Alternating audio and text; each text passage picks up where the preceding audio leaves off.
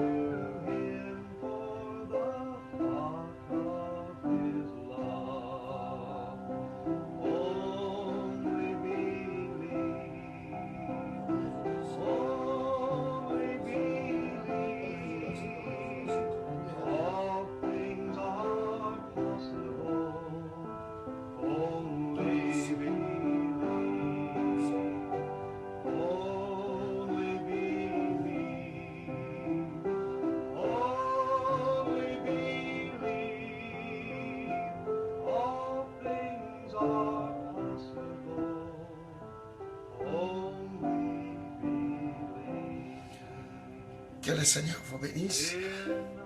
J'espère que c'est encore une grande joie ce soir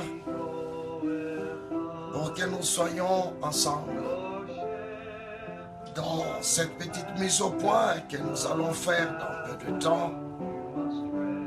Et nous faisons cela pour plus aider les gens, puisqu'au bout d'un certain temps, nous nous rendons personnellement compte qu'il y a vraiment des choses, en fait, dans ce message qui commence à demander dans des églises, dans des messages.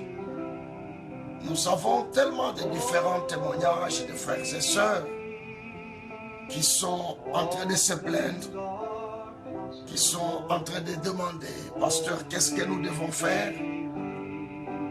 Il y en a beaucoup à un certain moment donné qui sont sans espoir.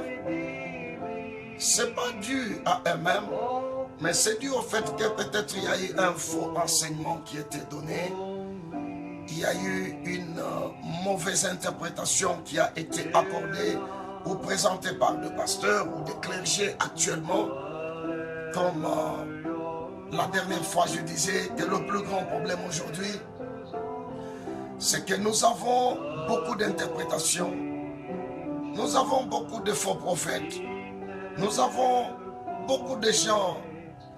Comme le message aujourd'hui pour prêcher, il n'y a aucune règle qui doit être respectée. Ceci apporte complètement une foule mélangée.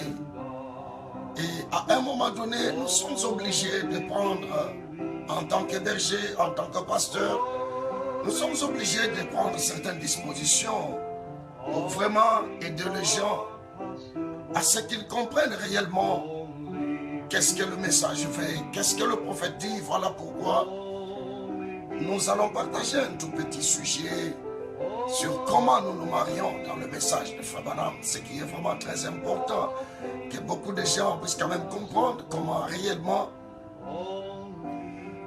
nous nous marions réellement dans le message de Frère Branham, puisque ceci est très très important. Et comme ça commence à devenir un problème, nous aimerions assez préciser quand même les choses, puisque on dirait que le mélange est entré. Tout le monde est en train de mélanger, tout le monde est en train de réunir, tout le monde est en train de ressembler. On ne sait plus où est-ce que nous allons, on ne sait plus où est-ce qu'on va, puisque dans le message, il y a aujourd'hui des chefs. Dans le message, il y a aujourd'hui des hommes qui prétendent réellement, apparemment, penser connaître tout, penser être des chefs, penser diriger les choses comme ils veulent. Et comme nous le disons à un moment donné, que pratiquement la génération qui est en train de venir derrière nous, cette génération va se poser la question, peut-être je me demande si après nous, il y aura une génération qui viendra. Et cette génération se posera la question, mais qu'est-ce que ces gens faisaient? Qu'est-ce qu'ils croyaient réellement? Mais pourquoi ils ne pouvaient pas respecter l'ordre établi par le prophète? Pourquoi ils ne pouvaient pas respecter l'ordre établi par le prophète? Pourquoi ils ont voulu réellement inventer les choses alors que le message est vraiment trop clair? C'est là le plus grand problème. Voilà la raison pour laquelle nous sommes obligés réellement d'éclaircir peut-être les choses de telle manière que nous amenons les enfants de Dieu, les filles de Dieu, tout celui qui écoutera ceci, que ce soit de loin ou de près, un jour, qui apprendra cela par le voix de quelqu'un, ou quelqu'un qui apprendra cela par quelqu'un d'autre qui lui dira, il y a quelque chose de très important que le pasteur Joseph a dit, qui est sur le net, si tu peux suivre cela, je crois bien que ça va t'aider. Voilà pourquoi je demanderai aux frères et sœurs de pouvoir partager ceci de manière à permettre à ce que beaucoup de gens qui sont ailleurs, qui peuvent le suivre, qui aient la possibilité de savoir exactement comment le prophète parle les choses. Comment nous nous marions dans ce message, puisque c'est devenu un problème, c'est devenu une véritable casse-tête. On ne peut plus laisser les gens avancer comme ça. Avant de commencer, nous prenons ici Genèse chapitre 2. Je suis au verset 20. Non, je commence au verset 21. Alors l'Éternel Dieu fit tomber un profond sommeil sur l'homme qui s'endormit. Il prit une de ses côtes et referma la chair à sa place. L'Éternel Dieu forma une femme de la côte qu'il avait prise de l'homme, et il l'amena vers l'homme, et l'homme dit, voici cette fois ici, os de mes os, chair et chair de ma chair. On l'appellera femme, parce qu'elle a été tirée, elle a été prise de l'homme. C'est pourquoi l'homme quittera son père et sa mère, et s'attachera à sa femme, et ils deviendront une seule chair. L'homme et sa femme étaient tous des nus, et ils n'en avaient point honte. Ceci est quelque chose de très important. L'homme quittera son père et sa mère, et s'attachera à sa femme, et tous deux ils deviendront une même chair. Pourquoi la Bible a parlé de ceci? Le mariage est une vieille institution qui a été mise en place par Dieu lui-même. Mais je ne dois pas parler du mariage dans un contexte d'un mariage déjà conclu ou quelque chose sur le mariage et divorce. Je crois bien que la prochaine fois, Dieu aidant, nous aurons la possibilité de parler sur le mariage et le divorce. Afin que nous comprenions, puisqu'il y a tellement de confusion aujourd'hui, que moi-même je suis en train de me demander, est-ce que les gens, ils lisent les brochures de Frère Branham? Mais quand ils lisent réellement, qu'est-ce qu'ils comprennent dans ces brochures-là? Le prophète dit ceci dans la prédication, les choses qui doivent arriver. Arrête-moi les éditeurs. Le prophète dit ceci dans la prédication, les choses qui doivent arriver. Il dit ceci, je suis au paragraphe 125. Le prophète dit ceci. Il dit, bien, je trouve qu'il n'y a rien de mieux qu'une vraie, une authentique sœur. La meilleure chose que Dieu puisse donner à un homme, à part le salut, c'est une femme. Vous voyez? Ainsi donc, s'il avait pu donner quelque chose de meilleur, il l'aurait fait. Et alors, quand on voit qu'ils en arrivent même à ne plus se comporter comme des épouses, étant infidèles à leur vœu de mariage, et que leurs maris en font autant, souvenez-vous, vous êtes liés l'un à l'autre tant que vous êtes vivants. Ce que Dieu a uni sur terre est uni au ciel aussi. Voyez? Le prophète est clair. Dieu a institué le mariage depuis le jardin d'Éden. C'est l'une des plus vieilles institutions qui a été mise en place par Dieu. Le Dieu qui a institué le mariage depuis tous ces temps, un jour, quand l'homme est tombé, vous connaissez à peu près l'histoire, Dieu a envoyé Christ pour le relever. À ce moment, il a donné encore le salut à l'homme, la possibilité que l'homme revienne en lui. Mais après le salut, après le sang qui a été versé sur le bois du calvaire, lorsque vous reconnaissez ce salut-là, la chose qui vient après cela, c'est une femme. C'est que du côté de la femme, on peut comprendre que, après que la femme soit sauvée, après qu'elle ait eu le salut, la chose que Dieu peut lui donner de meilleur, en dehors de son salut, en dehors de sa vie éternelle, c'est un homme, mais un vrai homme. C'est une femme, mais une vraie et authentique femme. Mais pas n'importe laquelle. Mais la question maintenant est de savoir comment nous nous marions dans le message. Ce problème est devenu une véritable casse-tête.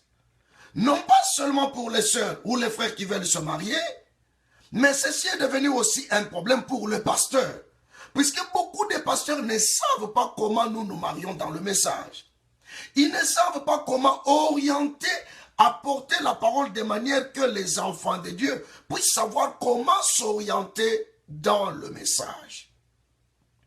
Ce qui pose un sérieux problème aujourd'hui, dans le cadre du mariage, ce qui pose un sérieux problème. Le plus grand problème, ce n'est pas l'aboutissement du mariage, mais le plus grand problème, c'est que comment un mariage doit commencer afin d'aller aboutir correctement. Le premier point que je dois utiliser ici, avant de lire le prophète, je veux dire ceci. Nous, dans le message de Frère Branham, chers amis, chers frères, chers païens, chères dénominations et dénominationnelles, chers pasteurs et chers brebis, dans le message de Frère Branham, le mariage qui est véritablement un mariage doit passer par 3 étapes. La première étape, c'est l'étape de l'engagement. L'homme doit s'engager. Cet engagement, c'est cette étape que nous appelons l'étape de fréquentation dans la parole. Je vais vous lire tout à l'heure, vous allez comprendre ce que le prophète dit. Mais le plus grand problème aujourd'hui, c'est qu'on n'arrive plus à comprendre. C'est que cette étape ici, le pasteur, les bergers, les parents, se sont accaparés de l'étape ici, comme si c'est devenu leur propre problème. Mais quand nous lisons le prophète, nous voyons que les choses se font contrairement à aux lois que les pasteurs imposent dans l'église. Le pasteur, ils amènent une loi. Au lieu de croire dans le prophète et appliquer les choses selon que le prophète les dit, le pasteur préfère passer par une prévention. Mais quand nous suivons la prévention pastorale, et cette prévention pastorale amène beaucoup de dégâts. Voilà pourquoi, lorsque Frère Branham voulait se marier, jamais une fois il est dit, Frère Branham était allé voir un pasteur avant de parler avec la sœur Hope elle-même. La première des choses que Frère Branham a faites, c'était de parler avec la sœur Hope. Pendant ce temps, Frère Branham venait prendre la sœur Hope et l'amener à l'église. C'est qu'ils se sont déjà approchés. Il y avait déjà un rapprochement entre les deux. Ils se parlaient, mais seulement ils ne s'étaient pas encore engagés sur quoi que ce soit. C'est là où le pasteur commence à poser de sérieux problèmes aujourd'hui. Un jeune homme, et quand les pasteurs font ça, les parents s'y sont mêlés. Les parents s'y sont mêlés et la chose a pris une autre tournure. Il n'y a plus de fréquentation, mais ce que nous constatons est que, puisque les pasteurs s'y sont mêlés, puisque les parents s'y sont mêlés, et la finalité, la fréquentation ne finit pas par être une fréquentation. Il y a même des sœurs pendant cette période-là et des jeunes hommes, comme on a toujours des petits bandits qui sortent à gauche, à droite, qui essayent de semer les troubles au milieu de nous. Il y a des jeunes gens, pendant ce temps, qui vont engrosser même les jeunes sœurs, qui vont commencer à cohabiter ensemble. Pour quelle raison? Puisque la manière dont la chose est faite, la manière dont la chose est présentée, ça paraît exactement comme si tout ce qui doit être fait doit être un mariage. Non, moi je pense que la partie de la fréquentation, cette partie est une partie d'une grande importance et d'une grande détermination. Puisque comment je peux connaître l'homme qui sera mon mari demain si je n'ai pas étudié son caractère? Comment je peux connaître l'homme qui sera avec le futur père de mes enfants si je ne connais pas d'où il vient? Comment je peux connaître, comment je peux faire confiance dans un homme si je n'ai pas une référence qui doit m'amener à ce que je m'accroche à cet homme? Comment je peux faire la confiance en une fille dont je ne connais pas? Et qu'est-ce qui va me donner comme référence qui fera que je m'accroche à la jeune fille? Voilà la raison pour laquelle, puisque le amalgame est entré, puisque le mélange est arrivé, puisqu'on ne connaît plus exactement dans le message qu'est-ce que le prophète dit à propos, alors nous sommes arrivés, par la grâce de Dieu, nous sommes obligés d'apporter un éclaircissement là-dessus. Comment nous nous marions dans le message? Dans le monde, laissez le monde s'entrevorer entre eux. Vous ne pouvez pas dire, voici ce que le monde font. Ce que le monde font ne m'intéresse pas. Paul dit, qu'ai-je en effet à juger c'est du dehors? Moi, je dois juger c'est du dedans. Si j'ai des choses, si j'ai des gens à protéger, c'est vous mes frères, c'est vous mes soeurs. Le monde, si le monde quitte le monde pour venir au milieu de nous, ils doivent nous trouver déjà avec un ordre du message bien établi. Et à partir de cet ordre, ils devaient aussi s'accrocher à la parole. Voilà la raison pour laquelle ce message ici, c'est un message qui a de principes. Notre message a des principes. Notre message a une loi. Notre message a une coutume. C'est que la coutume, les principes, la loi du message, c'est tout ce que William Branham a dit. Frère Branham dit, si nous avons beaucoup de problèmes au milieu de nous aujourd'hui, c'est puisque nous ne respectons pas les principes de la parole. La parole a un principe. Si vous voulez commencer quelque chose, commencez la chose, commencez d'abord à demander quels sont les principes de la parole, afin que moi, à mon tour, en voulant faire quelque chose, que je le fasse selon les principes de la parole. Puisque lorsque vous ne connaissez pas les principes, vous vous engagez dans quelque chose au travers de ce message, la chose qui va arriver dans les jours à venir, vous verrez qu'il n'y aura pas un aboutissement. Et cet aboutissement ne sera pas sans conséquences. Cet aboutissement sera avec beaucoup de conséquences sur la jeune femme et sur les jeunes hommes. Mais les choses, la manière dont ça s'est fait maintenant, ça demande à ce que, non seulement que les frères et sœurs soient éclairés, ceci demande que même le pasteur, il faudrait qu'il soit aussi éclairé. Le pasteur pense, il sait la jurisprudence sur la parole. Mais ce qu'il utilise comme jurisprudence sur la parole provoque des dégâts incroyables. Puisque tant qu'ils ne sont pas la bouche de Dieu, et qu'ils ne veulent pas dire que ce que disent les bandes, ils préfèrent dire, la bande a dit, mais voici moi ce que je veux. La bande a dit, mais voici ma décision. Je pense qu'à ce stade ici, nous sommes tous appelés à poser la question, comment nous devons nous marier dans le message selon le prophète? Ça, c'est la question que nous nous posons. Comment nous devons nous marier dans le message selon le prophète? Ce n'est pas comment nous nous marions dans le message selon le pasteur X, le pasteur Y, l'évêque, ou l'intendant, ou les surintendants spirituels, ou les surintendants généraux, tel que vous pouvez l'appeler. Ça, ce n'est pas notre problème. C'est pourquoi je demande aux frères et sœurs de sortir de toutes ces pensées des hommes, mais de prendre au moins au sérieux comment le prophète lui conçoit, de la manière dont le prophète conçoit, comment nous devons nous marier. Voici, c'est parti. On laisse le prophète parler. Comment nous devons y aller? C'est la manière dont le prophète dit, comment nous devons y aller, que cette manière doit être respectée telle que le prophète l'a dit. C'est pas dire, moi je vais protéger ceci, moi je vais protéger cela. Ta protection, tu l'as fait depuis des années. Elle n'a rien produit de bon. Alors la seule façon, c'est de revenir à la parole. Voici, que le Seigneur vous bénisse. Nous y allons. Frère Branham dit ceci, nous commençons par ceci.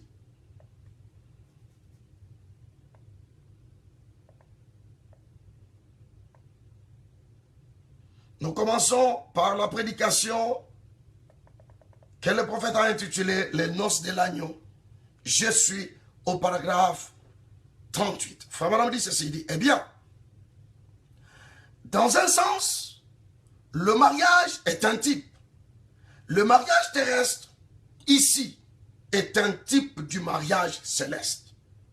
Maintenant, examinons cela juste pour quelques instants.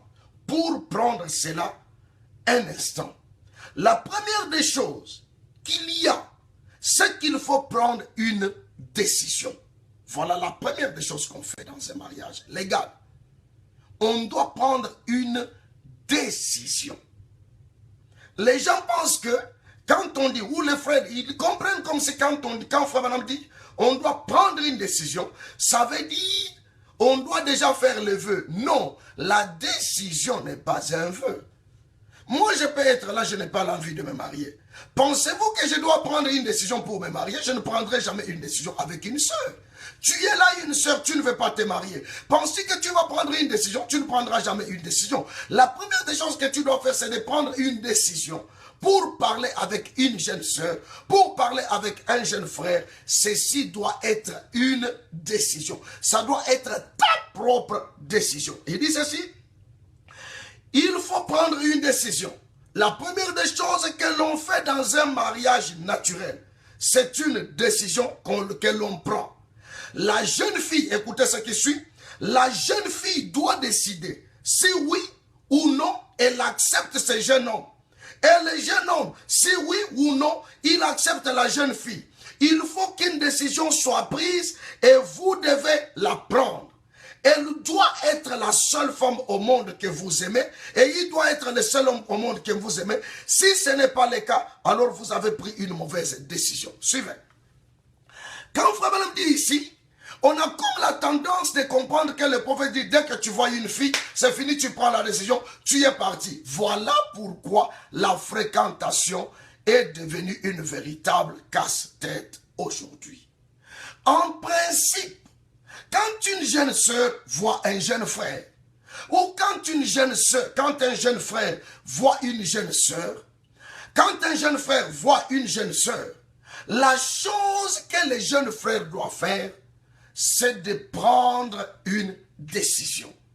La décision de se dire, j'apprécie la sœur, j'apprécie sa façon, maintenant je vais m'approcher d'elle pour connaître qui elle est. C'est cette décision dont il est réellement question. Puisque vous allez comprendre cela quand le prophète parle dans ce qu'il suit. Vous comprendrez que la première des choses que l'on fait, c'est quand on prend une décision. Je dois prendre d'abord la décision. Si j'apprécie la sœur, si j'aime ce qu'elle fait, si je peux m'approcher d'elle et l'apprécier. Cette décision-là est la première des choses que l'homme, les jeunes frères et la jeune sœur doivent prendre. Suivez la suite. Il dit ceci. Il en est de même quand il s'agit de prendre la décision pour Christ. La première chose que vous devez faire, c'est de décider si oui ou non vous allez servir Dieu et le prendre pour votre sauveur. Allez-vous servir le monde? Allez-vous servir Christ? Vous devez vous décider. Il faut qu'une décision soit prise. Quand vous décidez de servir Dieu ou maman, alors vous faites votre choix. Mais la décision doit être prise. Suivez la chose qui suit. Et puis, après la décision est prise à ce sujet. Après que la décision est prise à ce sujet, alors vient l'engagement. Vous décidez cela à l'autel. C'est-à-dire que Frère Branham dit, la première des choses, c'est la décision. La fréquentation. Vous commencez à parler avec la jeune sœur. Vous avez pris la décision. Vous avez apprécié la jeune sœur. Vous prenez la décision de l'aborder. Vous prenez la décision, puisque vous l'avez aimé, pas aimé comme tel, mais puisque vous l'avez apprécié. J'enlève le terme aimé, puisque c'est ce qui pose plus de problèmes. J'enlève le terme aimé pour quelle raison? Puisque ça arrive que un frère, quand il dit, il voit la jeune sœur et directement il dit, j'aime cette jeune sœur. Directement, il aura du mal à étudier la jeune sœur. La première des choses, c'est que le jeune homme va apprécier la jeune sœur. Il va dire, j'apprécie cette sœur, puisque je ne la connais pas. Je ne connais pas d'où elle vient. Je ne sais pas ce qu'elle fait, mais je dois quand même la connaître. En voulant d'abord la connaître, c'est que tu l'as appréciée. C'est l'appréciation qui amène un rapprochement. Par cette décision que tu as prise, dont tu as apprécié la jeune sœur, ça va te pousser maintenant à connaître qui est réellement la jeune sœur. Je mets d'abord pause et puis je vais descendre. Puisque le prophète dit, après votre décision, la chose qui suit, c'est un engagement. Je vais revenir là-dessus. Attendez-moi d'abord. Une minute, je descends. Je prends une autre prédication pour plus expliquer comment se fait la fréquentation, afin que ça vous facilite la tâche de comprendre. Comment se fait cette première partie qui est appelée la partie de la décision. Frère Branham dit ceci. Dans la prédication, le fondement fondamental pour la foi, je suis au paragraphe 7. Frère Branham dit ceci. Un homme, quand il choisit sa compagne pour la vie généralement, il se renseigne sur sa vie et tout. Sur la famille d'où elle vient. Sur ses antécédents et autres. C'est et nous devons avoir quelque chose comme cela pour nous qui nous sert de base. Vous lui demandez la main. Or, la seule chose qu'il puisse prendre, c'est sa parole. C'est tout ce qu'il peut prendre et tout ce qu'elle peut prendre de lui, sa parole. Il n'y a pas un autre moyen. Il continue, il dit, je suis très content que Dieu ait établi cette manière. Un homme qui prend son épouse, c'est comme c'est comme nous prenons Christ comme un époux, ou lui prenons comme épouse. Nous devons simplement nous établir sur cela. Suivez, je reprends. Un homme, quand il choisit sa compagne pour la vie, généralement, il se renseigne sur sa vie et tout, sur la famille d'où elle vient, sur ses antécédents et autres. Voilà le plus grand problème. Quel est le rôle de la décision qu'un homme prend? Pourquoi l'homme doit prendre la décision? Pourquoi le jeune frère doit prendre la décision? Pourquoi la jeune sœur doit prendre la décision? Quel est le rôle de cette décision qui doit être prise? C'est qu'un homme qui veut choisir une femme, il doit se renseigner sur la vie de cette sœur-là. Il doit se renseigner sur sa vie passée, puisqu'il faut qu'il y ait quelque chose qui doit servir comme une base. Ça veut dire que si je peux aimer une sœur, il faut que je sois sûr que cette sœur, ses antécédents, sa vie passée, sa famille et tout ce que j'ai entendu me permet d'avancer. Mais regardez comment les choses se situent aujourd'hui. Les frères et la sœur, ils se rencontrent pour la première fois. Dès qu'ils commencent à parler, ils s'appellent chéri. Ça veut dire, quand ils s'appellent déjà chéri, pour eux, le mariage est déjà conclu. Ils ne se demandent rien sur l'antécédent passé. Le frère ne se renseigne sur rien sur la vie de la sœur. Ils restent pendant au moins une année ou 2 ans de la fréquentation comme ils peuvent faire. Et plus tard, voilà la sœur est surprise que l'homme vient lui demander, parle-moi un peu de ton passé. Quand la sœur étale son passé, le frère dit j'arrête. Pour quelle raison? Pour quelle raison? C'est puisqu'ils n'ont pas compris ce que le prophète a dit. Avant de commencer à t'engager avec une sœur, avant de prendre n'importe quelle décision, la chose à faire, tu dois te renseigner sur le passé de la jeune sœur.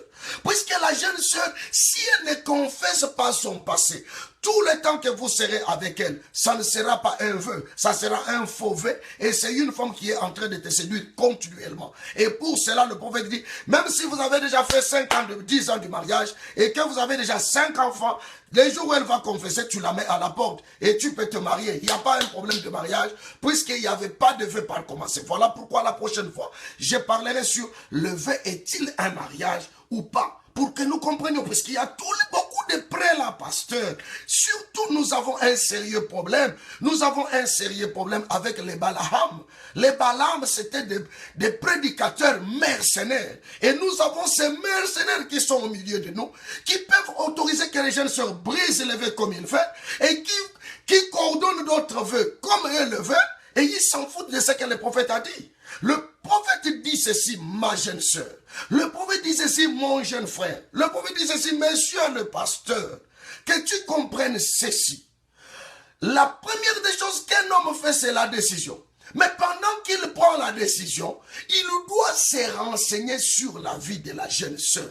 Puisqu'il doit avoir quelque chose qui lui permet d'avoir une base. Et c'est sur cette base-là qu'il peut se référer, s'il peut avancer ou pas. Il doit se renseigner sur l'antécédent, sur la famille de la jeune sœur. Mais pendant ce temps, la jeune sœur est en train de se renseigner aussi sur la famille du jeune frère. Suivez, le prophète parle. J'ajoute pour bien préciser la chose. Frère Branham dit ceci.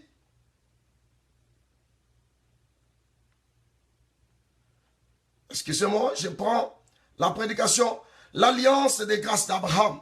Frère Branham dit ceci, suivez. Il dit, paragraphe 18, c'est très important ce que nous disons. Si vous n'avez jamais été enseigné, profitez-en pour être enseigné. Puisque ce que je vous dis, vous servirez de base quelque part. Ce que je vous dis, même si pas aujourd'hui, mais demain ou après-demain, il faut en faire beaucoup d'attention. Ne tombez pas dans les petits sentiments. Ces petits sentiments, tous ces païens en ont. Mais nous savons les principes, comment nous nous marions. Quand je vois une jeune sœur, la première des choses que je fais, c'est de prendre une décision. Je dois d'abord prendre la décision, si je peux avancer ou pas. La chose qui suit, quand je prends moi-même la décision, je commence à mener les enquêtes sur la vie de la jeune sœur. Je veux me rendre compte. Quand je rencontre la jeune sœur, nous parlons. La chose que je dois faire avec la jeune sœur, dès le départ, c'est de connaître ses antécédents. Tu as vécu comment? Tu as été où? Qu'est-ce que tu as fait? Tout ça, quand la jeune sœur me parle, comment sont tes parents? Qui est tes parents? Qui est ton père? Qui est ta mère? Quelles sont ta famille? Et tout ça, je suis en train de faire un contour de la vie de la jeune sœur. Là, c'est au départ, pendant que vous débutez la fréquentation. Ce n'est pas prendre notre jeune sœur, commencer à la présenter partout. Voilà ma fiancée, voilà ma fiancée. Un matin, tu vas te réveiller, tu dis, oh non, non, la sœur l'a confessé quelque chose. Mais tout le monde est déjà au courant.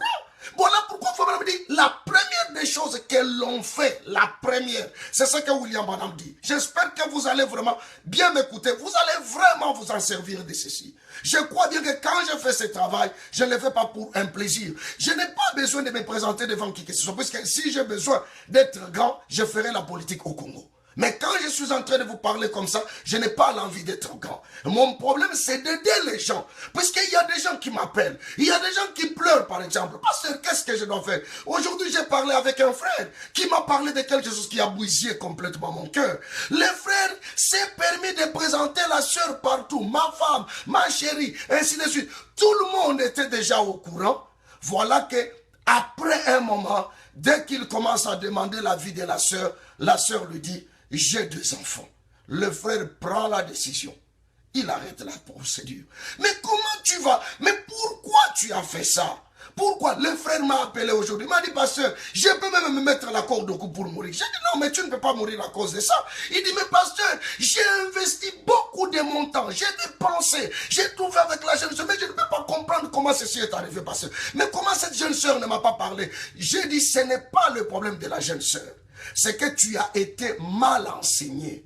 On ne t'avait pas enseigné que dès que tu débutes avec une seule sœur, la première des choses que tu dois faire, c'est de te renseigner sur la sœur, sa vie passée, ses antécédents. Tu dois te renseigner là-dessus. Avant de pouvoir avancer, avant d'aller plus loin, tu dois d'abord commencer par te renseigner. C'est la première des choses. C'est mon prophète qui dit, et toi, monsieur le pasteur, laisse ces choses que tu es en train de faire. Tu embrouilles les enfants de Dieu pour rien. Laisse les gens obéir à ce que le prophète a dit. Tu as besoin de peut-être connu. Tu as besoin de gérer les dossiers de l'église. Gère les dossiers d'une autre façon. Mais ce n'est pas comme ça que tu dois gérer les choses. Laisse les jeunes gens faire les choses telles que le prophète l'a dit. C'est beaucoup mieux. Ajoutons pour que vous compreniez encore une autre chose. L'alliance des grâces d'Abraham, Frère Branham dit ceci. Excusez-moi, Frère Branham dit ceci. Il dit au paragraphe 18. Je réponds. Alliance des grâces d'Abraham, paragraphe 18. Frère Branham dit ceci. Bon, commençons avec Abraham. Et voyons ce qu'était Abraham. Et comment nous devenons sa postérité. Et puis, si nous pouvons réellement nous fonder totalement sur la parole du Seigneur, cela ôte de nous toute la peur si nous savons ce que nous faisons.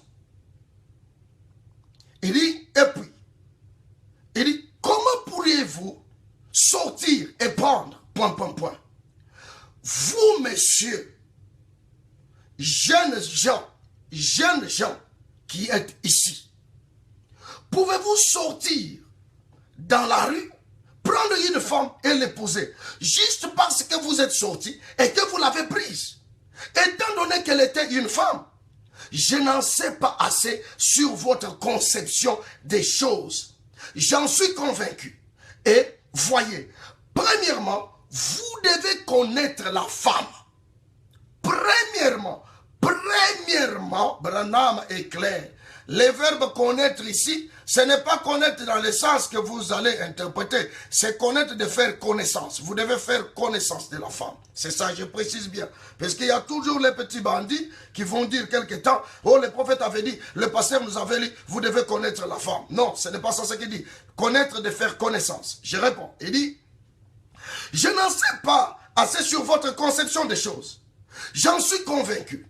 Mais, voyez, premièrement, vous devez connaître la femme, d'où elle est, son caractère. Il en est de même pour une femme au sujet de son mari. C'est la même chose. Vous devez penser à ces choses parce qu'il s'agit de quelqu'un qui vous tiendra compagne de votre vivant. Et ceci, c'est votre vie éternelle avec Dieu ou être totalement séparé et anéanti en enfer. C'est soit l'un, soit l'autre. Nous voulons aborder ceci sur base des Écritures et savoir où nous en sommes. Alors nous aurons la foi pour être sûrs. Si vous pouvez voir là où vous allez, alors vous aurez la foi pour y aller. Mais si vous ne voyez pas là où vous allez, vous ne faites que tâtonner dans l'obscurité. Vous ne saurez pas ce que vous êtes en train de faire. Voilà le problème. Une jeune sœur rencontre un frère sur la route. Un frère sort de chez lui. Il rencontre une femme sur la route. Il parle sans connaître d'où elle vient, qui elle est, sans connaître ses antécédents passés. Chérie, non mes amis, soyons sérieux. Soyons sérieux. Le prophète dit, comment vous allez seulement sortir sur la route? Vous rencontrez une femme et vous la prenez pour femme déjà et vous la mettez directement à la maison. Elle devient déjà ta femme sans connaître d'où elle vient, qui elle est, sans connaître ses antécédents. Directement tu la prends. Voilà pourquoi il dit, si vous ne connaissez pas où est-ce que vous allez continuer à tâtonner. Et comme vous êtes en train de tâtonner, vous verrez que la finalité, vous allez anéantir totalement votre vie. Et beaucoup de jeunes sœurs aujourd'hui sont retournés dans le monde à cause de ça. Beaucoup de frères sont allés faire des petits mariages mixtes très rapidement organisés avec toutes les païennes. Pour quelle raison? C'est parce qu'ils ont tâtonné dans la parole.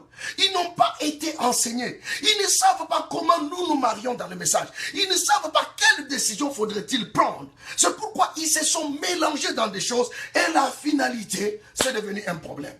Tu es en train de te promener, tu trouves un homme. Directement, hop, il t'aborde, c'est fini, c'est mon mari. Sur l'internet, partout où tu passes, tes parents, voici mon mari. Mais quand on te pose la question, d'où il vient, je ne connais pas. C'est l'enfant de qui? Je ne connais pas. Qui est ta famille? Je ne connais pas. Elle est qui réellement? Je ne connais pas. Quel est son passé? Je ne connais pas. Mais comment tu peux venir nous présenter à la maison un homme dont tu ne connais pas d'où il vient, où est-ce qu'il va, qui il est, ou qui sont ses parents? Voilà pourquoi il doit y avoir une décision. Mais le prophète précise bien, c'est le pasteur qui se sont mêlés dans cette affaire, qui ont désorienté les enfants de Dieu. Qui ont désorienté les enfants de Dieu. Parce que quand tu commences la fréquentation, il faut avoir une base qui doit te permettre à ce que tu t'accroches à la sœur. Suivez ce que Fobanam dit. J'ajoute une troisième citation, parce que c'est très important. J'ajoute, comme ça, même ceux qui vont m'écouter en différé, ça va les aider. J'ajoute une troisième citation. Fobanam dit ceci, dans la prédication absolue du 4 mars 1963, soir. Fobanam dit ceci, je suis au paragraphe 8. Écoutez ce que le prophète dit, c'est très important ceci. Il dit ceci. Et j'ai choisi ce texte il y a quelque temps pendant que j'étais assis dans ma chambre de motel. En effet, je pense qu'il nous faut donc quelque chose de positif. Un absolu auquel nous pouvons nous accrocher. Et donc, nous sommes sûrs que c'est la vérité. Dans une ère critique, comme celui-ci, nous devons avoir quelque chose dont nous sommes sûrs que c'est vrai. Quelque chose auquel nous pouvons nous accrocher pour savoir comment la situation évolue. Eh bien, selon Weber, un absolu en soi, c'est quelque chose d'illimité en puissance. Et c'est principalement la référence finale. Vous comprenez très bien? Et la référence finale, c'est l'amen. C'est l'absolu comme c'est que c'est là. C'est la fin. C'est le tout. Eh bien, toute réalisation qui ait jamais été faite au monde est liée à une sorte d'absolu. Vous ne pouvez rien faire à moins qu'il y ait quelque chose auquel vous vous accrochez. Quand un jeune homme compte se marier à une jeune femme, il doit connaître le caractère de cette jeune femme. Ou la jeune femme doit connaître le caractère du jeune homme. Quelque chose auquel elle peut s'accrocher. Sera-t-il un homme juste? Sera-t-il pour moi le genre de mari qu'il faut? Cette femme me donnera-t-elle tel dans la vie? Me donnera-t-elle dans la vie ce que j'attends d'elle? La fidélité et tout. Il doit y avoir quelque chose sur lequel ils peuvent baser leurs vœux. Sachant qu'il y ait quelque chose qui tiendra. C'est pourquoi nous les amenons à l'église et à la parole de Dieu pour que cet absolu soit établi. Regardez. La première des choses, le jeune frère doit prendre une décision. Il aborde la jeune sœur. Mais qu'est-ce qu'il veut savoir? Il doit connaître, est-ce que c'est elle? Est-ce que c'est son caractère, son comportement, son attitude, sa nature? Est-ce que ça va correspondre avec moi? Est-ce que cette femme peut m'apporter ce que j'attends d'elle? Et non seulement ça, la jeune sœur aussi. Puisque le plus grand problème aujourd'hui que nous avons, on dirait que les jeunes sœurs sont toujours en train d'attendre. Dès qu'un frère commence le matin, le soir, elle est déjà dans la chérité, et le problème est terminé. Quand ils sont chéris, le problème est fini. Le seul conseil que je donnerai aux frères et sœurs, tu abordes une jeune sœur, appelle-la sous son nom. Appelle-la sœur un-tel. Évite d'appeler une jeune sœur chérie. Tu ne vas jamais l'étudier. Puisque moi, je peux appeler une jeune sœur chérie, ok, c'est normal, je suis le pasteur. Mais toi, tu vas l'appeler chérie comment?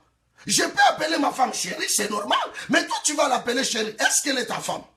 Voilà le problème. C'est pourquoi Fabien dit, il faut d'abord étudier le caractère de la jeune femme. Chercher un élément auquel tu peux baser ta foi. Puisque même dans le mariage, il faut qu'il y ait un absolu. Une référence. C'est que si je parle avec la jeune sœur, je la fréquente de temps en temps, j'observe son caractère, nous rions, nous parlons, mais pendant ce temps, je suis en train de l'observer. La finalité, je peux découvrir quelque chose qui va faire que dès que je découvre ça, je m'arrête.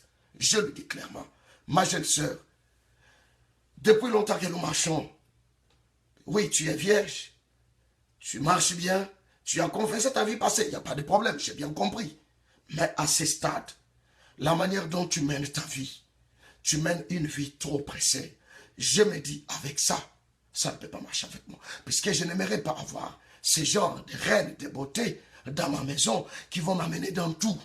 Et voilà, à peine que nous avons commencé, on n'est même pas encore fiancé, tu commences à t'endetter et tu envoies des gens chez moi pour venir chercher l'argent. J'arrête par ici. Je pensais que tu étais une bonne fille. Mais j'arrête là, puisque, ok, je vois qu'il n'y a rien qui peut m'amener à y aller. Mais voilà comment les frères aujourd'hui, ils sont en train de se mélanger dans des choses. Voilà pourquoi le divorce est revenu au milieu de nous. Nous qui devions faire des mariages pour l'éternité, mais nous faisons aujourd'hui des mariages et nous divorçons. Les frères sont en train de divorcer. Les sœurs sont en train de divorcer. Pour quelle raison? À cause des enseignants. Les enseignants n'ont pas eu le temps d'apprendre aux enfants qu'est-ce qu'ils doivent réellement faire. Tu ne peux pas t'engager avec un frère aussi longtemps que tu n'as pas étudié ce frère-là. Aussi longtemps que tu ne connais pas le passé du frère. Tu ne connais pas le passé de la sœur. Voilà comment il me dit, oh pasteur, je vais me mettre alors la corde au cou pour arrêter ma vie. Vous savez pourquoi il dit ça? C'est puisqu'il avait été mal enseigné. Il a pris la jeune sœur. Il s'est présenté avec lui sur le Facebook, partout. C'est des photos toujours. La sœur est à côté. La sœur est ceci. Et les gens connaissaient bien que le mariage était déjà plus que consacré. Avant même, comment tu peux t'imaginer toi une jeune sœur? Comment tu peux t'imaginer toi un jeune frère? Tu es en train de fréquenter une sœur. Tu ne connais même pas quelle sera l'issue de la chose. Tu prends toutes les photos de la sœur, tu vas exposer sur l'internet. Mais tu exposes les photos pour dire qu'elle est qui par rapport à toi. Or que la fréquentation, on peut l'arrêter à tout moment. Mais tout ça, quand on a un mauvais enseignement, on a comme l'impression que lorsque je commence à fréquenter une sœur, ça veut dire nous avons déjà fait le mariage. Non, la fréquentation. Et puis je vais vous dire une chose qui va vous étonner aujourd'hui. Il y a des frères qui pensent que quand il dit à une jeune sœur, je t'aime, et que la sœur dit, moi aussi je t'aime, ils pensent que c'est ça le mariage. Non, ça ce n'est pas le vœu. Ça ce n'est pas le vœu. Le vœu ce n'est pas ça. Nous allons lire tout à l'heure pour que vous compreniez qu'est-ce qu'on appelle un vœu du mariage. Tu peux dire à 1000 femmes, je t'aime, tu n'as fait aucun vœu. Voilà le pourquoi vous avez besoin d'un enseignement.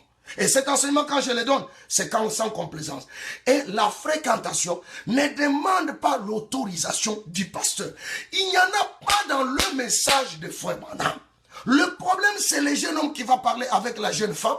Et la jeune femme va informer à ses parents pour voir si réellement les parents peuvent autoriser, afin que la jeune femme soit à mesure de connaître que, afin que la jeune femme soit en mesure de connaître que l'engagement que je veux, le fait de marcher avec ce frère, ou la fréquentation que je veux faire avec le frère, mes parents en sont aussi au courant. Puisque si vous commencez à faire des choses entre vous quelque part, et que les parents ne sont pas au courant, cette vie n'est pas une bonne vie digne de l'évangile. C'est pourquoi, observez Frère Branham. Il n'avait pas le courage de parler avec la sœur Hope. Mais qu'est-ce qu'il fait? Il écrit une petite note, il met dans l'enveloppe, il envoie, pour poser la sœur Hope la question, si elle pouvait accepter qu'il parle avec ses parents. Et la sœur Hope a accepté. Mais ils se sont dit, qu'est-ce que nous faisons? Moi, je suis d'accord que nous parlons avec les parents, mais moi, j'aimerais bien que toi, tu parles avec ta mère, puisque ta mère, elle est plus dure. Mais laisse-moi parler avec ton papa. Comme ça, si j'ai l'autorisation, ça va nous permettre de savoir comment nous allons avancer. Et pendant ce temps, ils ont parlé avec les parents. Jamais ils ne sont allés demander l'autorisation chez les pasteurs. Pasteur, arrêtez ce banditisme spirituel que vous amenez dans le message de Frère Branham. Ça porte beaucoup de mal, mais vous dites toujours, oh non, Pasteur Joseph, nous sommes en train de prévenir, puisque les enfants.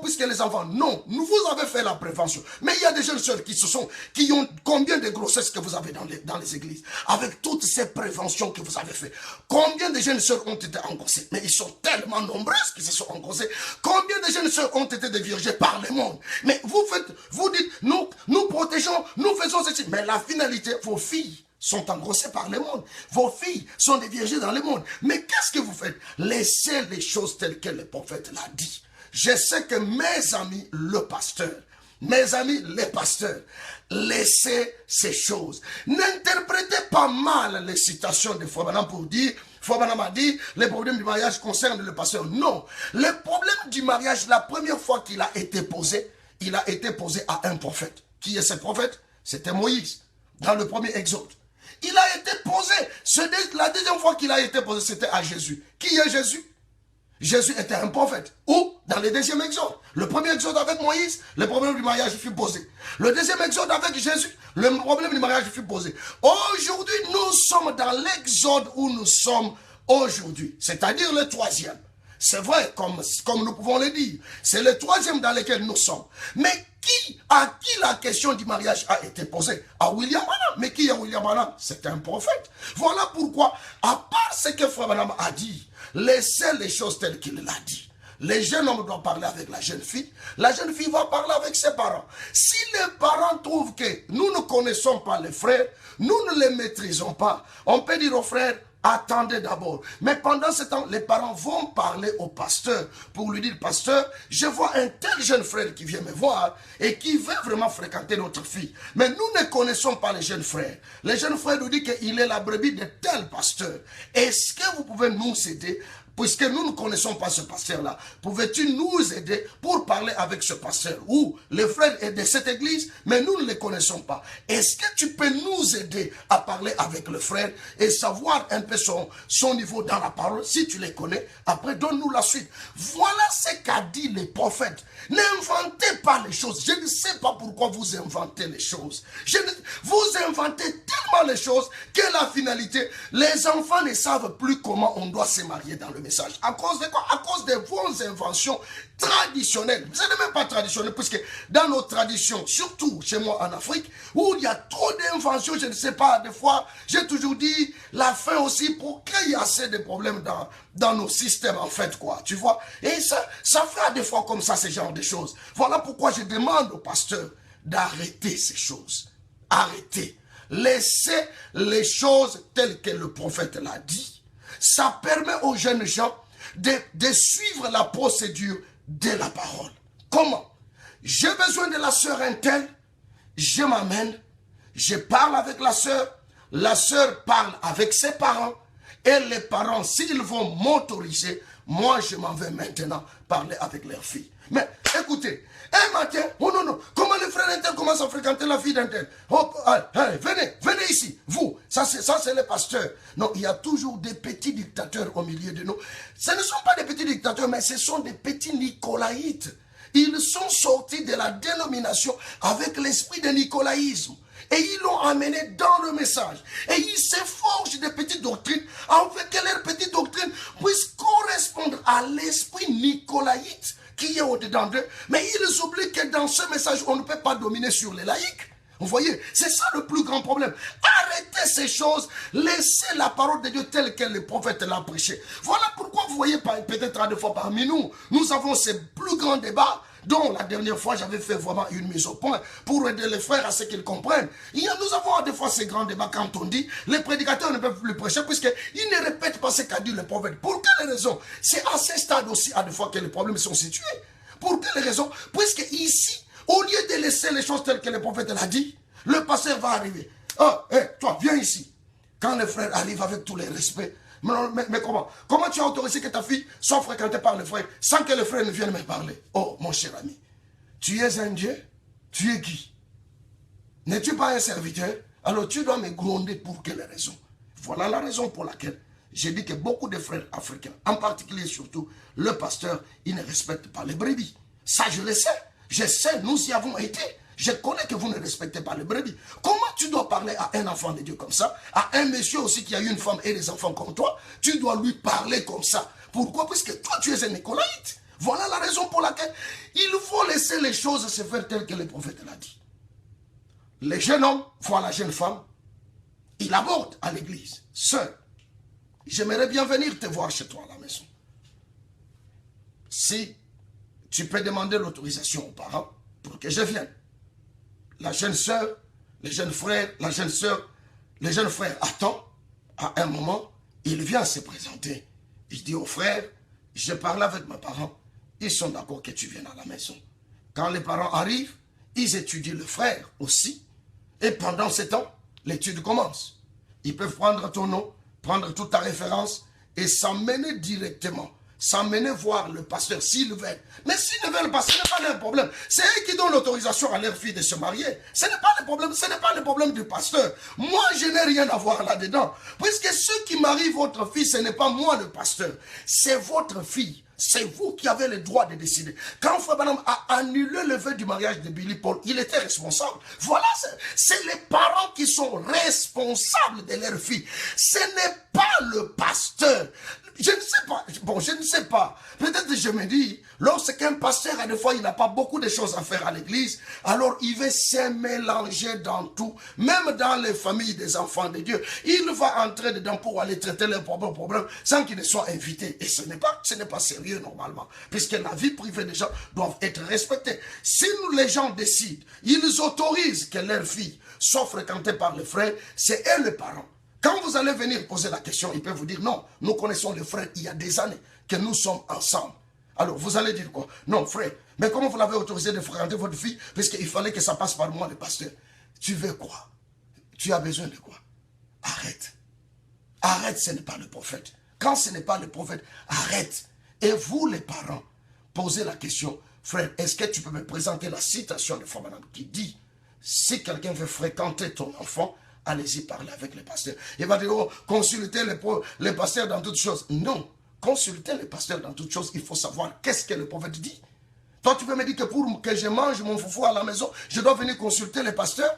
Non, il y a des choses qu'on doit consulter les pasteurs. Il y a des choses qu'on ne consulte pas les pasteurs. Est-ce que pour que tu ailles travailler, il faut que tu m'appelles chaque matin pour m'embêter? Pasteur, maintenant je sors pour aller au travail, puisque je vais te consulter en toutes choses. Il y a des choses qu'on doit réglementer beaucoup de choses dans la parole. Parce que quand on disait consulter les pasteurs dans toutes choses, on comprend comme si, frère, il faut quand même qu'on comprenne la parole dans un contexte aussi très élevé. Qu'on est toujours dans ces histoires-là. Il faut qu'on sorte un tout petit peu de là. Voilà pourquoi le prophète dit, si je parle de ceci avec beaucoup d'insistance, c'est puisque beaucoup d'enfants de Dieu ont commis beaucoup d'erreurs. Il y a de pasteurs qui sont devenus, des chefs coutumiers, mais qui ne sont plus normalement en train de faire quelque chose de juste. Il y a même des pasteurs qui risqueront dans les jours à venir, quand on veut épouser une sœur à l'église, il doit prendre la dot. Lui-même, le pasteur, il doit dire non, vous venez déposer la dot chez moi, avant que la fille, votre fille, parte en mariage. La dot doit être versée chez moi. Vous vous rappelez, à Kinshasa, pour ceux qui connaissent bien, il y a un certain mercenaire spirituel là-bas, à qui on a donné même la dot, la dîme d'une fille. Et quand il a pris la dîme, on lui a dit, non, mais laisse la fille se marier. Il a dit, non, la dîme c'est pour le pasteur. Et le frère est venu me donner la dîme, c'est le pasteur qui mangeait sa dîme. Alors, mais qu'est-ce que j'ai fait? J'ai pris ma fille, la femme, et comme la dot, et puis je dois manger. Et il est là avec sa femme, ça lui fait une 13e ou une 12e, comme ça, dans son petit foyer. Vous comprenez, tout ça c'est quoi? C'est parce que quand on veut se mélanger dans ça provoque ça. Les pasteurs commencent à exiger, je dois être là quand la dot est payée. On ne peut pas faire la cérémonie du mariage sans que moi je suis. Si je ne suis pas là, ça devient un problème. Non, pasteur. Non, mon cher ami. Mais aidez-nous à ce que la procédure soit correcte, comme le prophète a dit. La personne refuse. Voilà pourquoi c'est cette étape ici que le prophète insiste là-dessus. Cette étape est la plus importante. Cette étape est vraiment l'étape la plus cruciale dans un mariage. Cette étape ici, une fois qu'elle est ratée, il n'y a plus rien à espérer. C'est pourquoi n'allez pas traîner longtemps avec un frère. N'allez pas traîner longtemps avec une jeune sœur et commencer à faire sa publicité dans le monde entier pour qu'à la fin tu viennes lui dire, parle-moi de toi. Mais je vais te parler encore de quoi? Toi et moi, on est déjà dans un mariage. Tu m'appelles partout chérie. Tu m'as présenté chez tout le monde. Bon, maintenant tu me demandes de te parler de quoi? Je n'ai plus rien à te parler.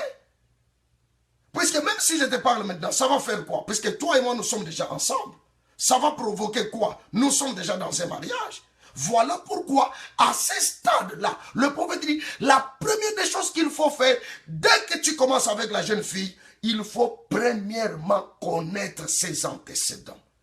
D'où elle vient, quels sont ses antécédents, qui est son père, sa mère, sa famille. C'est la première des choses que tu dois connaître au départ, avant que tu ne fasses quoi que ce soit.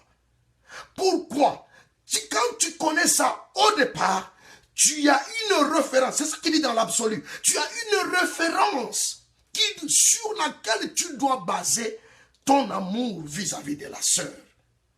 Et à ce moment, personne même n'est au courant que toi tu fréquentes la sœur, que toi tu t'es intéressé à la sœur. Là, ça se fait pendant que les gens ne sont même pas au courant. La fille t'étale sa vie, ses antécédents passés. Quand elle termine, la chose qui suit, toi le frère, tu dis, ok, ce que tu m'as dit, je trouve que ton passé a été trouble et je vois que je ne peux pas avancer. À la minute, tu arrêtes. Comme les gens ne sont pas encore au courant que toi et la sœur, ou les frères et la sœur se fréquentent, comme les gens ne sont pas encore au courant, l'affaire s'arrête là. Dans le secret, le frère se retire, la jeune sœur aussi se retire. Chacun continue son chemin. Les jours où Dieu va donner un frère qui va pardonner la sœur, ces jours-là, la sœur va accepter. Le frère va accepter. Et à ce moment-là, tout va devenir comme ça. Oui, mon frère, ce que tu dis, c'est la vérité. L'intellectualisme a pris aussi le dessus sur le message. Que les gens ne veulent plus suivre réellement ce que le prophète dit. C'est la vérité. Que les gens ne veulent plus voir les côtés spirituels des choses. Les gens sont plus dans l'instruction. Au point que cette instruction qui pouvait même être une bonne chose, puisque pour lire une brochure, pour écouter le message, pour saisir quelque chose, le message est prêché en anglais, il est prêché, interprété des fois en français. Dans nos langues traditionnelles, on a du mal à voir le message. Même si on a le message, à des fois c'est difficile vraiment de lire nos langues traditionnelles. C'est à des fois difficile. Mais pour écouter le message, pour lire, il faut apprendre. Mais l'intellectualisme a pris le dessus sur le message. Que chacun de nous est en train de réfléchir selon lui et non pas selon le prophète. Voilà le plus grand danger. C'est pourquoi les antécédents entre les jeunes frères et la jeune sœur doivent se parler premièrement. Ne prends pas la fille d'autrui. Commencez à l'exhiber partout. Toi aussi, la jeune sœur, n'accepte pas que ce frère-là commence à t'amener partout, voir sa famille, voir ses amis, te présenter, voici madame, et tu es content dans le madamisme, et à la fin, le madame va te refouler, va te mettre dehors. Quand il te met dehors comme ça, au milieu de frères, comme les frères ne sont pas enseignés, ils vont commencer à dire, cette sœur-là est divorcée. Cette sœur-là est divorcée. C'est pourquoi la prochaine fois, nous allons parler sur qu'est-ce que c'est que le vœu du mariage. Ils vont commencer à dire, cette sœur-là est divorcée. Et divorcé, pourquoi? Puisqu'ils vous ont vu ensemble pendant près d'une année. Et vous vous appelez chéri, mon amour, mon cœur, mon ceci. Voilà pourquoi j'ai dit, nous laissons nos enfants se comporter très mal. Comment une sœur et un frère qui sont en train de se fréquenter, ils vont s'appeler tous les éléments du ventre, mon amour, mon estomac, mon ceci, mon cela. Je ne sais pas ce qui doit encore et ce qui ne s'appelle. Ces choses, nous devons les arrêter. La sœur, quand tu es fréquenté par un frère, appelle seulement frère un tel. Si réellement c'est ton mari, garde cette chose dans ton cœur. Un jour, tu l'appelleras mon amour. Ce temps-là viendra. Un frère, si réellement tu es sincère dans ton cœur et tu es sérieux, garde cette appellation. Un jour, tu l'appelleras ma chérie. Mais au début de la fréquentation, sans que tu ne connaisses pas qui est la jeune sœur, sans que tu ne comprennes rien sur la vie de la jeune sœur, sans que tu ne comprennes rien sur son antécédent, et c'est fini. Et il y a des autres, même quand ils arrivent aujourd'hui, non, toi tu es déjà ma femme, moi je t'accepte comme ça. Jeune sœur, tu entends un bandit comme ça venir, ne l'accepte pas. Puisque ce qu'il dit là, ce n'est pas ça ce qu'il reflète. Ce qu'il dit, ce n'est pas la vérité. Puisque Frère Branham dit, tout mariage uni, contrairement à ce que j'ai dit, n'est pas légal. Mais posez-vous la question. Maintenant, toi qui commences ton mariage directement par un mariage proprement dit, alors quelle est la légalité de ton mariage? Or, le vrai mariage, selon le prophète, doit passer par les 3 étapes. Mais la première étape est l'étape la plus déterminante. Tu vois un frère seulement à l'église, dès qu'il te parle, tu es déjà d'accord. Dès que tu es d'accord, c'est déjà un mariage conclu. Non, ma jeune sœur, je t'en supplie. Étudie l'homme. Qui sont ses parents? Quelles sont ses origines? Qu'est-ce qu'il fait? Quelle est la vie qu'il mène? Quel est son antécédent? Qu'est-ce qui se passe? Écoute, il y a des sœurs qui ont commis des erreurs comme ça. J'en connais une quand j'étais en visite à Badolité, là à l'Équateur. Une jeune sœur a décidé de se marier avec un frère qui était sidatique. Mais ça a pris combien de temps? On a dit à la jeune sœur, mais cet homme a le sida. Ses deux premières femmes, c'était un puissant polygame. Ces deux premières femmes sont mortes de sida. Mais toi, tu veux t'engager avec... Oh, c'est celui-là seulement, mon mari. Mais ils se sont engagés, ça n'a pas fait longtemps, juste un enfant. Le frère est mort. Et la sœur, elle est vraiment aujourd'hui... C'était vraiment une fille qui marchait avec la crainte de Dieu. Mais depuis un temps, c'était terminé. Terminé. Voilà pourquoi Frère Branham dit, le mariage mal orienté peut ruiner toute ta vie. Cette jeune sœur-là, aujourd'hui, elle est dans le message. Elle n'est plus dans le message, mais elle est restée dans l'église. Mais dans le message, elle n'est plus dedans. Pour quelle raison? Mal, un mauvais engagement. C'est pourquoi j'ai dit, la première étape est l'étape la plus importante. C'est ce qu'on appelle l'étape de la décision. De savoir, est-ce que je peux avancer avec ce frère, ou bien je ne peux pas avancer, je dois arrêter. Ceci est vraiment très, très, très important. Vous devez vraiment savoir ces choses de manière que vous devez vraiment savoir ces choses de manière que vous ne vous mettiez pas dans les troubles. Quand vous entrez dans les troubles, ça pose un problème. Pasteur, laissez la fréquentation se faire à la manière du prophète. N'allez pas vous mêler dans tout. Laissez les jeunes frères parler avec la jeune sœur, demander l'autorisation chez ses parents. Si les parents autorisent, toi, le pasteur, observe, puisque c'est des choses qui arrivent. Si les parents ne trouvent pas bon de venir te parler, ne va pas te mêler, puisque finalement, on aura des pasteurs, comme l'a dit une jeune sœur tout à l'heure, parce qu'on risque d'avoir des pasteurs qui vont commencer à réclamer que la dot soit versée chez eux. Alors, moi, je suis pasteur. C'est pourquoi j'ai dit à mes collègues et mes amis pasteurs de pouvoir mettre fin à ces choses. Ce n'est pas le message de Frère Branham. On doit respecter que ce que Frère Branham a dit. Ce que Frère Branham n'a pas dit, on ne peut pas le faire. Restons à la limite avec ce que le prophète a dit. Voici la deuxième étape. J'ajoute la deuxième. Et voici la première étape. J'ajoute la deuxième. Et puis, je crois bien, je vais m'arrêter là. Je vais finir la troisième étape. Comme ça, à ce moment-là, nous allons continuer prochainement. Je crois bien que nous allons continuer prochainement. Frère Branham dit ceci. Je reprends au départ. Il dit, je suis dans les noces de l'agneau. Au paragraphe 38, il dit, eh bien, dans un sens, le mariage est un type. Le mariage terrestre ici est un type du mariage céleste. Maintenant, examinons cela juste pour quelques instants. Pour prendre cela un instant. La première des choses qu'il y a, c'est qu'il faut prendre une décision. Très important. C'est qu'il faut prendre une décision. La première des choses que l'on fait dans le mariage naturel, c'est une décision que l'on prend. La jeune fille doit décider si oui ou non elle accepte ce jeune homme. Et le jeune homme, si oui ou non, il accepte la jeune fille. Il faut qu'une décision soit prise. Et vous devez la prendre. Et elle doit être la seule femme au monde que vous aimez. Et il doit être le seul homme. Si ce n'est pas le cas, alors vous avez pris une mauvaise décision. Je saute. Il dit ceci. Je vais au 39. Il dit, et puis, quand la décision est prise à ce sujet, alors vient l'engagement. Voilà la deuxième partie qui arrive. Quand la décision est prise, alors vient...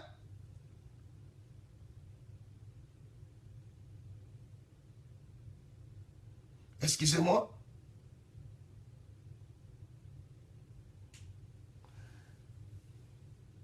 Quand la deuxième chose qui arrive, qu'est-ce qui arrive en deuxième lieu? Ce qui arrive en deuxième lieu, vous allez attendre les questions, vous pouvez les poser, comme ça la prochaine fois, vous pouvez poser les questions, je vais les enregistrer, et puis la prochaine fois, je pourrai répondre là-dessus. Frère Branham dit ceci, il dit, pour me laisser finir mon idée, il dit ceci, continuez à poser des questions, je prendrai ça, je vais les noter, je pourrai répondre. 39. Et puis, après que la décision est prise à ce sujet, alors vient l'engagement. Vous décidez cela à l'autel. Vous devez prendre un engagement avant que cette union n'ait lieu. Et il en est de même pour cette église de Christ. ça doit être un engagement envers Christ, une promesse, un engagement, une affaire d'amour. Ensuite, la chose suivante, c'est de faire des promesses. Voilà le plus grand problème. La chose suivante, c'est de faire des promesses. Il faut qu'elle se fasse des promesses l'un à l'autre. Les promesses du genre, chérie, si tu m'épouses, et regarde à quel moment Frère Branham appelle maintenant chérie, c'est quand vous entrez dans le fiançailles. C'est que vous vous êtes étudié. Vous avez dit qu'il n'y a plus rien qui peut vous opposer. Il n'y a plus rien qui peut vous arrêter. Vous avez conclu que tout est bien, tout est terminé. Maintenant, nous nous sommes mis d'accord de nous marier. Nous devons prendre un engagement. L'engagement, c'est ce qu'on appelle le vœu du mariage. Et le prophète dit, cet engagement doit être fait à l'autel. Ça doit être fait à l'autel. On ne fait pas le vœu du mariage sous un petit arbre. On ne fait pas le vœu du mariage à une plage. Vous prenez tout ce qui est en train de se mélanger là-dedans. On ne fait pas le vœu du mariage dans une petite route en train de vous promener quelque part. Non. Pour les croyants du message de Frère Branham, le vœu du mariage doit être pris à l'autel. Quand on parle dans l'autel, ça ne signifie pas qu'on doit commencer à dire, bon frère, vous ne pouvez pas vous faire le vœu du mariage sans que moi, le pasteur, je ne sois pas là. Non, non, non. Vous allez à l'église, que je sois là, que je ne sois pas là, l'autel c'est la chair de l'église. Vous arrivez à la chair, vous pouvez vouloir qu'il y ait un témoin, vous ne pouvez même pas vouloir qu'il n'y ait pas aussi un témoin. Puisque moi, je t'aime pour la vie. Je t'ai étudié. Je t'ai fréquenté. Je suis convaincu. Je n'ai plus rien à voir là-dedans. Mon problème, c'est de me dire, je m'engage maintenant. S'il y a la mort, c'est pour moi. S'il y a la vie, c'est pour moi. Je m'engage maintenant pour les meilleurs et les pires. Le problème est terminé. J'ai étudié la jeune sœur, son caractère, son comportement. Le délai que nous avons passé ensemble est largement suffisant. À ce moment précis, je me dis, je m'engage. À ce moment, j'amène la sœur à l'autel, à l'église, devant la chair. Que vous soyez là ou pas, ce n'est pas un problème que les gens soient là. Je vous lirai certaines citations pour éclaircir la situation que nous sommes en train de vivre aujourd'hui. Où les pasteurs commencent à interdire aux gens, vous ne pouvez pas faire le vœu si ce n'est que nous, tous dans une église réunie, c'est là que vous venez faire votre vœu devant nous tous. Non, le vœu ce n'est pas ça. L'engagement c'est entre l'homme et la femme. C'est le deux qui s'engagent. Mais seulement Frère Branham dit, vous devez faire ça à l'autel. À l'hôtel, ce n'est pas quand on parle de l'hôtel, ce n'est pas là où dans les auberges ou ailleurs. Non, à l'hôtel, c'est à l'église. Tu prends la jeune sœur à la main, tu l'amènes à l'église. Vous vous rappelez très bien, Frère Branham dit, un jour, il y a un monsieur qui passait, mais qui était fatigué. Il s'est dit, je dois entrer dans une église pour prier. Pendant qu'il est entré, il a terminé sa prière, il est revenu s'asseoir. Pendant qu'il s'est assis, il a vu un couple qui entrait dans l'église. Et ce couple-là est passé à l'autel. Il n'y avait personne dans l'église. Ils sont passés à l'autel. L'homme commençait à dire à la femme, je t'aime, je te promets, je te serai toujours fidèle, ainsi de suite. Cet homme-là s'est assis, puisqu'il était étonné de voir ce qui s'est passé. Et c'est dans question-réponse. Je vous lirai ça prochainement. Alors, quand ils ont fini, il est abordé. Il a dit, mais comment? Vous vous mariez seul? Et ils ont dit, non, on ne sait pas. Nous nous étions déjà mariés depuis. Mais nous sommes venus ici pour renouveler notre vœu du mariage. Alors, le prophète dit, c'est correct. C'est correct. Mais si c'était le mariage, ça ne devait pas être comme ça. Mais comme ce n'est pas le mariage, c'est un renouvellement de vœu, ils vont le faire à l'autel. Puisque le vœu, on le prend aussi à l'autel. C'est là où on fait le vœu. On le fait à l'autel, ce n'est pas que le pasteur doit être là, tout le monde doit être là, et maintenant la cérémonie doit être là, et bon, maintenant, voici. Non, mes amis. Non, pasteur, aidez-nous quand même. Aidez-nous, mon cher ami. Je t'ai vu tout à l'heure là en ligne. J'ai vu mes deux amis qui étaient là en ligne. Aidez-nous. Arrêtez ces choses. Ce n'est pas le message de Frère Branham. Arrêtez cela. Demandez aux autres amis de suivre un tout petit peu ce que nous disons ici. Ça va les aider d'arrêter. Arrêtez ces choses. Ce n'est pas le message de Frère Branham. Ce n'est pas la parole. Alors, le vœu doit être fait à l'autel. Tu prends ta femme. Tu peux l'amener seule. Tu prends la jeune sœur. Tu l'amènes dans l'église. Vous vous agenouillez, si tu le veux, vous êtes debout, si vous le voulez, toute position que vous pouvez prendre, même assis, tu peux dire, le plus important ici, c'est ce que je vais dire maintenant. Quand tu dis à une sœur que je t'aime, cela n'est pas un vœu du mariage. Le vœu du mariage est pris à l'autel et avec un engagement. Et de cet engagement, voici les paroles qui prouvent que maintenant, un vœu vient être fait dans le message. Il dit, et puis après que la décision a été prise dans ce sujet, alors vient l'engagement. Vous décidez cela à l'autel. Vous devez prendre un engagement avant que cette union n'ait eu lieu.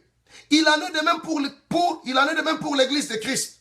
Ça doit être un engagement envers Christ, une promesse, un engagement, une affaire d'amour.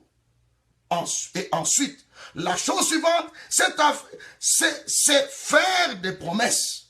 Il faut que l'on se fasse des promesses l'un à l'autre. Des promesses du genre, chérie, si tu m'épouses, je promets d'être loyal et fidèle. Je ne regarderai aucune autre femme ou je ne regarderai aucun autre homme. Et je ferai tout ce qui relève de mon devoir de femme. Si nous avons des enfants, je ferai tout ce qui relève de mon devoir en tant que mère.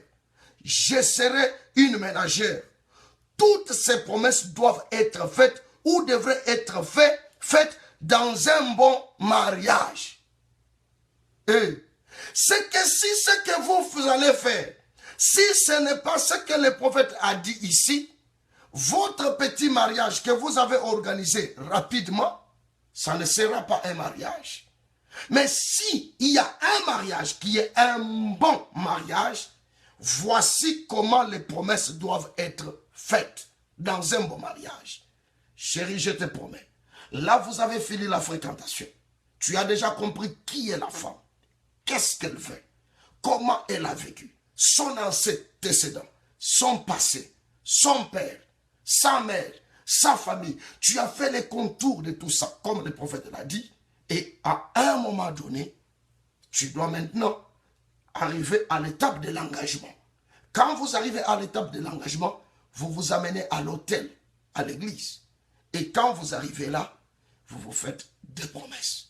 Chérie, je te promets, je te serai loyal. Je te serai ceci. Faut me dire, ce sont ces promesses que vous faites là. C'est ça l'engagement. Et c'est ça ce qu'on appelle vœu du mariage. Mais quand tu dis à une jeune soeur, je t'aime. Après tu viens dire au pasteur, hey, je fais le vœu avec la soeur là. Quand je pose la question à la soeur, qu'est-ce qu'il t'avait dit? Non, parce qu'il m'avait dit que je t'aime. Moi aussi j'avais dit que je t'aime aussi. Non, écoutez, tu ne vas pas me raconter. C'est ça, ce sont des choses qui ne sont pas dans la parole de Dieu. Le vœu doit être fait à l'autel avec des engagements, un engagement, et de cet engagement sortent des promesses. Ce sont ces promesses qui constituent le vœu du mariage. S'il n'y a pas ces promesses ici, il faut même dire, s'il n'y a pas ces promesses ici, votre mariage n'est pas un bon mariage. Mais dans un bon mariage,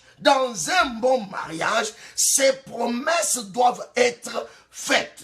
Vous voulez que votre mariage soit bon? Respectez ce que William Branham a dit. Voici ce qu'on fait dans un bon mariage.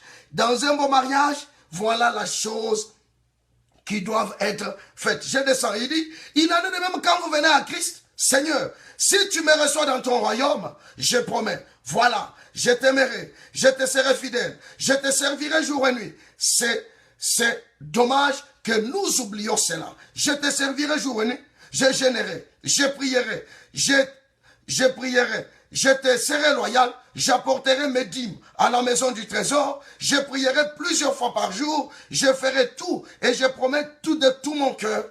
Ce que vous devriez faire, c'est tout à fait juste. Quand vous promettez cela à Dieu, ça devait venir de votre cœur. Si vous promettez cela à votre mari, sans que cela ne vienne de votre cœur, vous ne vivez absolument pas correct avec lui. C'est comme une mascarade. Écoutez, si vous n'avez pas de dents et que vous utilisez de fausses dents, bon, c'est très bien. C'est une substitut des dents que vous aviez autrefois. Mais, à vrai dire, ces dents-là ne font pas corps avec vous. Elles ne font pas partie de vous. Si on vous ampute un bras et qu'on vous portiez un faux bras, eh bien, à vrai dire, ces bras-là ne font pas partie avec vous. C'est simplement collé sur vous. C'est simplement collé sur vous. Voyez, ça ne fait pas partie intégrante de vous. Et quand nous faisons une promesse à Christ, si nous devenons pas une partie de lui-même, comme une femme devait devenir une partie d'un homme, et un homme, une partie de la femme, alors nous sommes des chrétiens artificiels. Nous ne sommes réellement pas. Vous n'êtes pas réellement marié à cette femme.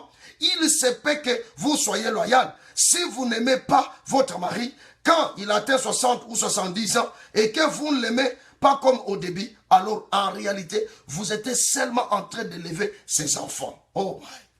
Oh my. Voilà comment ça doit se passer. C'est que la première partie, c'est la fréquentation, la décision, l'étude. Le prophète dit, comment vous allez passer? Un homme sérieux, tu passes sur la route, tu trouves une femme, tu parles avec elle, et du coup c'est le mariage. Non, ça ne doit pas être comme ça.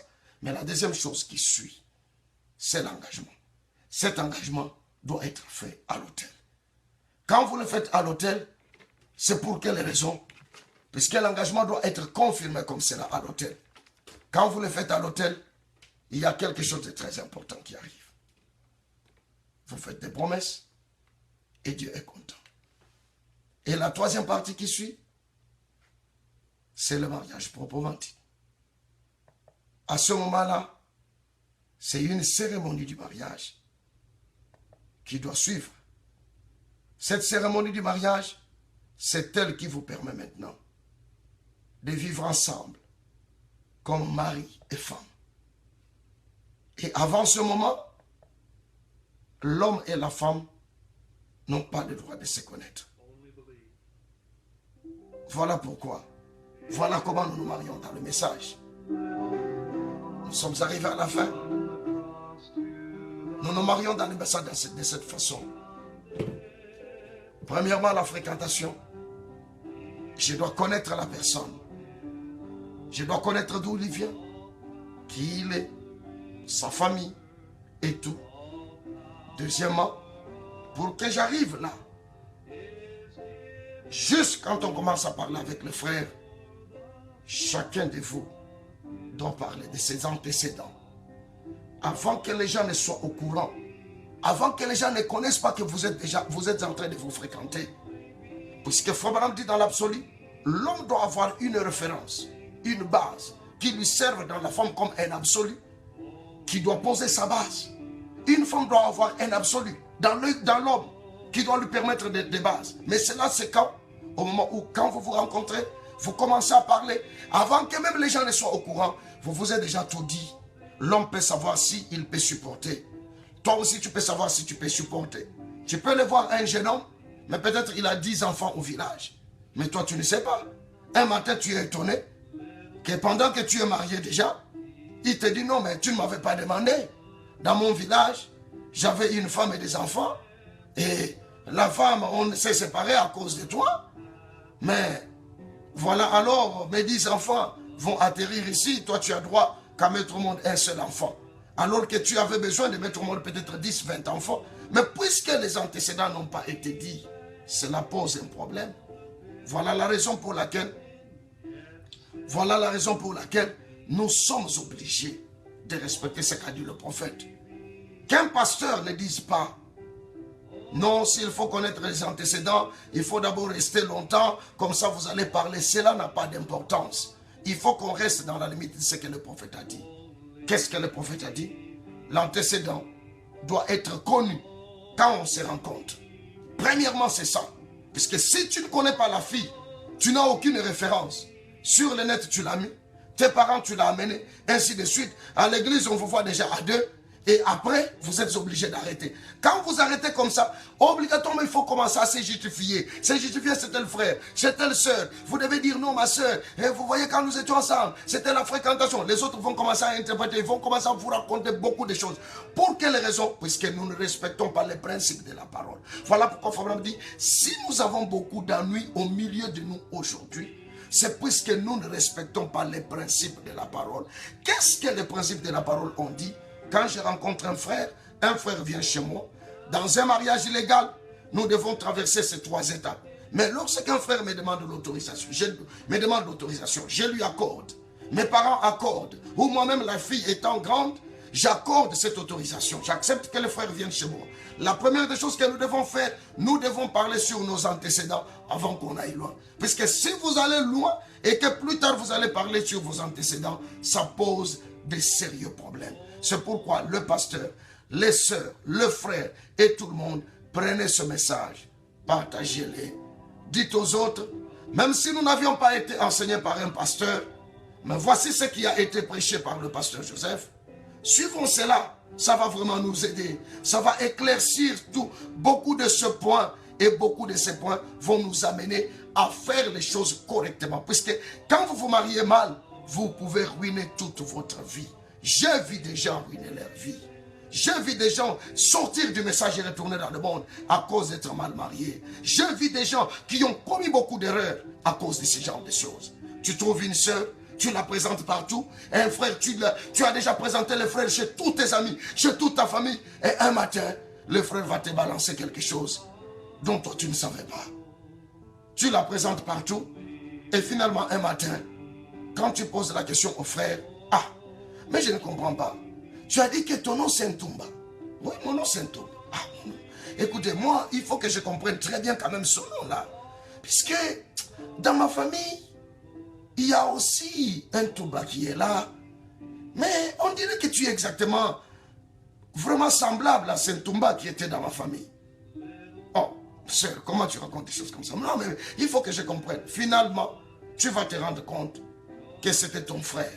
Mais tu l'as présenté partout. Mais pourquoi vous n'avez pas parlé de vos antécédents au départ? Fabraham dit, ne faites jamais ça. Respectez le prophète. Respectez ce qu'a dit William Adam. C'est le plus important. Ne suivez pas ce que les hommes font. Aujourd'hui, les pasteurs se permettent d'interpréter la parole comme ils veulent. Je vis des jeunes gens pleurer dans ce message. Je vis des prédicateurs venir me poser des questions. Pasteur, est-ce que je dois continuer à prêcher? Puisque voici ma condition. Veux-tu que je continue? Je dis, mon frère, il est déjà impossible d'y aller. Si c'est lui que tu dois servir, trouve que tu ne peux pas le servir. Arrête. Pour quelle raison? À cause des prédicateurs. À cause des prédicateurs. Non, la fille ne doit pas parler. Elle ne doit pas faire ceci. Et tout ça. Et c'est moi qui gère les choses. Ainsi de suite. Et la finalité des problèmes. Qui? Le pasteur. Le pasteur commence à tout gérer. Et ça pose un problème. Voilà pourquoi. Retenez ce qu'a dit le prophète. Peut-être beaucoup de gens vont se poser la question. Mais pourquoi le pasteur Joseph, il aime souvent ces cantiques-là? Chaque fois quand il fait ses émissions, il met toujours on les believe. Pourquoi il met ça? Oui, j'aimerais bien que les gens croient seulement. Qu'ils croient seulement ce que le prophète a dit. J'aimerais bien qu'on dise que ce qu'a dit les bandes. Qu'on laisse de côté nos sentiments. N'importe qui peut avoir un sentiment. N'importe qui peut expliquer les choses comme il veut. Mais à ce stade ici, on doit arrêter nos explications. Nous devons arrêter nos sentiments. Nous devons arrêter le nicolaïsme. Et nous devons nous accrocher à ce que le prophète a dit. Puisque dans ce qu'il a dit, c'est là qu'il y a la vie. Et je crois que ce que je vous ai dit ce soir, c'est vraiment la vérité. Retenez ceci. Vous feriez un bon mariage. Rejetez cela. Certainement, vous allez commettre des erreurs. Que Dieu vous bénisse.